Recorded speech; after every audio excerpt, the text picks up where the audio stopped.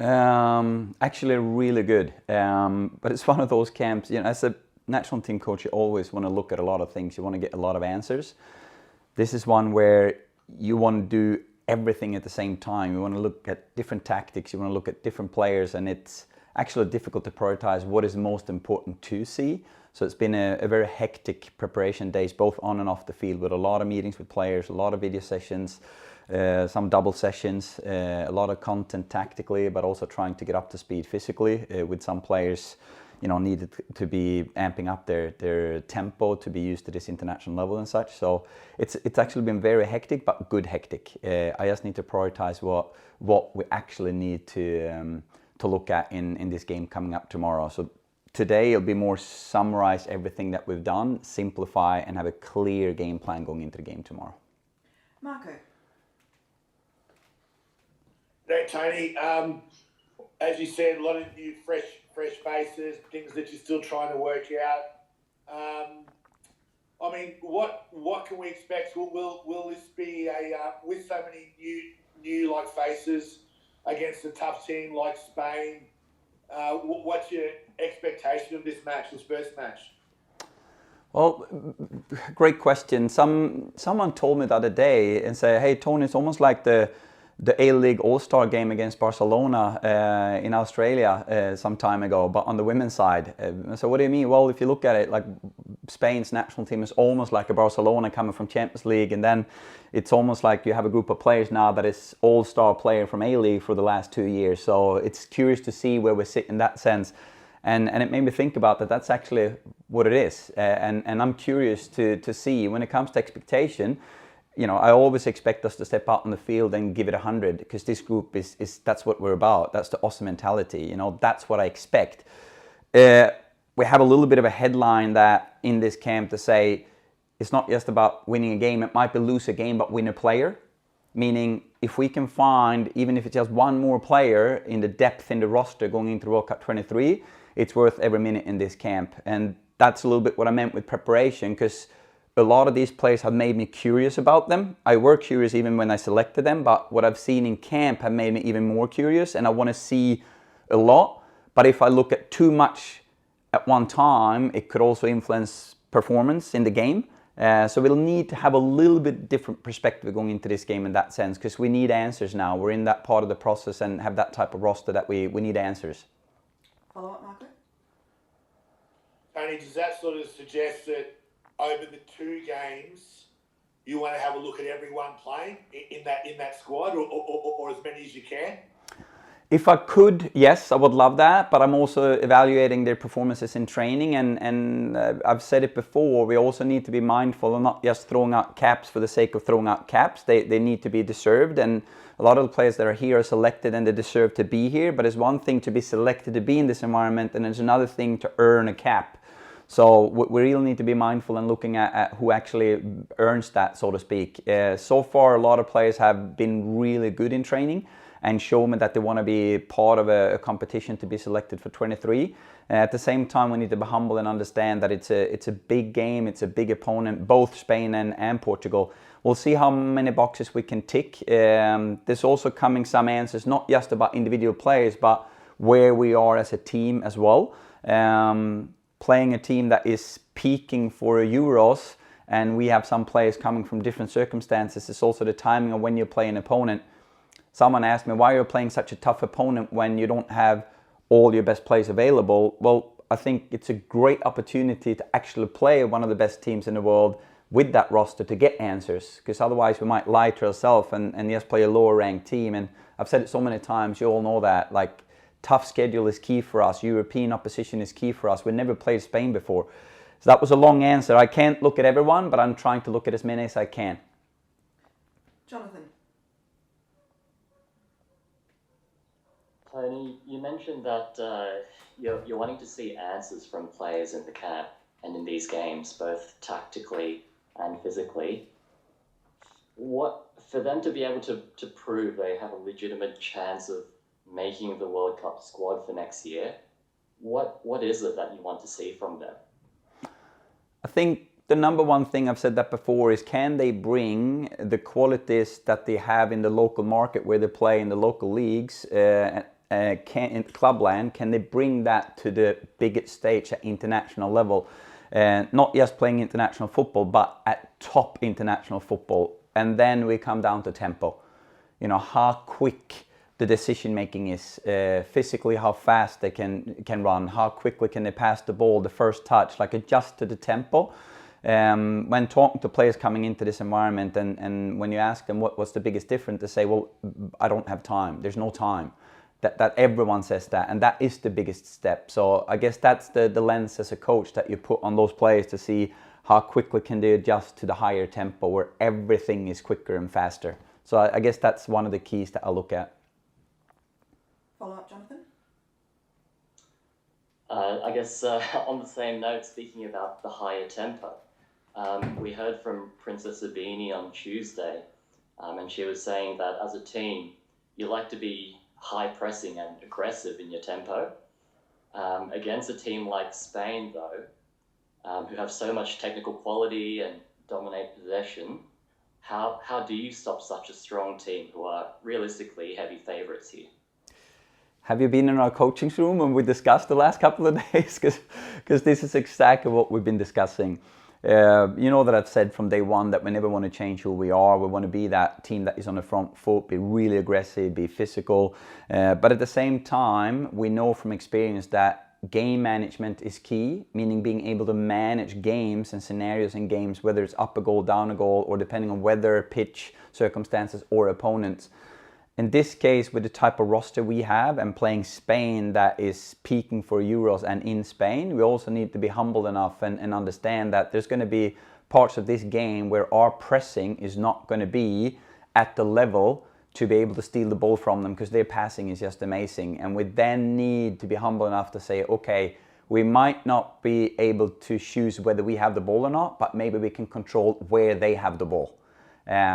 So you can control the game without the ball as well. And I think that's a major part of this game for us is, can we take that step when we can't press? Can we still control the game without the ball? Because normally we control it by being in the face of the opponent, be physical, you know, we're going to go at you, we're going to steal the ball, and we're going to try to do that as well. But we know we can't do that for a whole game, and there's going to be longer periods when we need to control the game without the ball by controlling the space.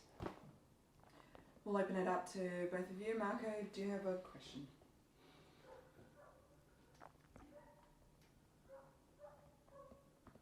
Yeah, sorry, Tony. Just on Lydia Williams, I'm guessing she might play at least one of these games and join the. There's a fair few of the girls in recent times who've reached the century of games. What's she brought in the time that you've been Matilda's coach? Like, you know, she's been there. I think she made her debut 17 years ago, and she's still going. What's the secret to her success, do you think?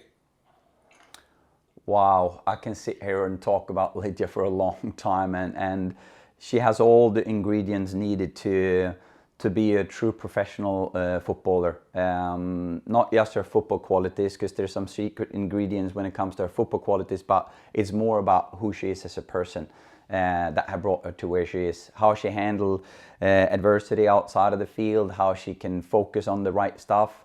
But the unique thing with Lydia, I think, is how she makes people around her better. You know, and as a goalkeeper, it's not just about making a save when the shot comes, it's about making sure the shot doesn't even come in the first place. And she's organizing the team, she's communicating with the team, and you can even see her at the lunch table, the dinner table, or in the corridor at training pitch, how much she means for the other players. So for example, now when some of the players, we managed to get them in a bit earlier in this camp to get them used to jet lag and all those things, and Lydia managed to come in a bit earlier as well, and see how she integrates with a lot of these new players, welcome them, taking care of them, communicating with them. And you know, Lydia is just an amazing ambassador for this team, for the game, how she carries herself both as a footballer and as a person. And it's a privilege as a coach to be part of celebrating her 100. Can you say whether she's going to play on Sunday morning yet or not? I try not to reveal a starting lineup as usual. I'm that, the boring answers that I want to respect the players and let them know the starting lineup first. What I can say though is that I had a good and long conversation with all three goalkeepers together with Tony Frank and the goalkeeper coach yesterday, because they are doing such a phenomenal job supporting each other. Because it's a tough competition right now. It's not a clear 1, 2, 3 goalkeeper situation. You know, that spot is up for grabs, and they're all pushing each other every single day in training. And whoever is in goal, they support each other in a phenomenal way. And I know that also Maka and Tegan is looking forward to celebrate Lydia in her 100, because that's the support we have in this team. And whether that's going to be this weekend or on Tuesday or maybe upcoming camps, we'll see. Thanks, mate. Any more questions for you, Marco? I guess Tony, just on that with the keepers. I mean, it's been like that for a while now, and I think around Asian Cup time, you were saying that you know, one might play in one game, another one might play in another game. I don't know if that's depending on who the opponents are, but come the World Cup, do you want a standout choice, or would you still be thinking about you know, changing your keeper within that big tournament? Now, I think from experience, continuity is key when it comes to tournaments. Like when we played Olympics, for example, we gave the opening game to Lydia because we wanted her experience and her personality in an open game and tournament. But then we gave the rest of the games to Tegan and had continuity, and having Tegan as the number one in that tournament doesn't mean she is the number one, but in that tournament I wanted to have some consistency. And there's some research and stats and reports out there, both from the men's and the women's tournament, saying that continuity in starting lineup in tournament is equal success. Meaning the more continuity you can have during tournaments, the better it is. It doesn't mean our game changer is not important, but come a tournament, you want to kind of lock in and narrow down. And I think I said that back in April as well, that now we're getting into like a year out from the World Cup, we're going to try to narrow down and get a little bit more continuity and play more the same players to get used to the connection and chemistry on the field. Then obviously you can bounce back now and say, well, what about this camp now? There's no continuity. But I look at this camp in isolation. This camp gave us an opportunity that we actually wasn't aware of when we scheduled this camp, because you know, the preparation starts a year back, and get scheduled a team like Spain takes time to get that knocked in. Would I have loved to have all the best players here? Of course. But now when I don't have that, I actually look at it as an opportunity now, as an isolated window, to give these players a fair chance to be looked at. And then maybe come September camp, starting with those Canada games, we start narrowing in again. So would I like to have continuity in goalkeeper position in World Cup? Yes, but we're not there yet. We'll see when that time comes. I want to be fair to Maka, Tegan and Lydia here, and have an open eye until we make that decision. Thanks very much, Marco. Jonathan, have you got a final question? I guess building off the same sort of line of questions that we've had, before the friendly series against New Zealand, you mentioned that it's essential to start zeroing in on your best combinations and provide time for those plays together. We've seen a lot of players tried further upfield in the midfield, particularly in that number 6 role as a holding midfielder during your tenure. We understand that obviously there's been a lot of players, a number of players rested, but are you still looking to experiment with different combinations here? And do you think you've got a clear idea now of who's the front runner to nail down those spots in midfield? I think answers that we have gotten throughout this time is that we have a lot of different players with different playing styles that could play in that number 6 role. We were really convinced already going into that Asian Cup that we wanted to look at Minnie in that midfield role. Unfortunately, she couldn't do the Asian Cup for us, but then when she came in April against New Zealand, we said, now we need to start looking at a different type of 6, and Minnie, who normally plays as a 10 and an attacking midfielder, I had a conversation with her and said, I really want to look at you as a 6 to be that kind of playmaking, a little bit like Pirlo, if I should compare it to someone, you know, that playmaking number 6. And I think we all saw how phenomenal she was in that role. But I also want to be clear, Minnie can also be used as an attacking midfielder because she has different tools as well, where she can unlock team and she can link with forwards in a way that few players can. So I think right now I'm in a situation where I want to still give players a fair chance to prove me what they got. And we got some new midfielders into this camp as well. and a few of them are looking sharp in training as well. So we'll see where we end up with that. And then we have some midfielder being injured that is on their way back to the national team as well, and we'll see where they are, where their form come the World Cup 23. So actually, I honestly think it's going to be one of the toughest spots to break into in this roster, because we have tons of really good midfielders. So that's going to be a tough decision for me moving forward. And a concise final question, Jonathan? I guess just speaking about some of those midfielders, we've got a few new faces, obviously, in that midfield for this group.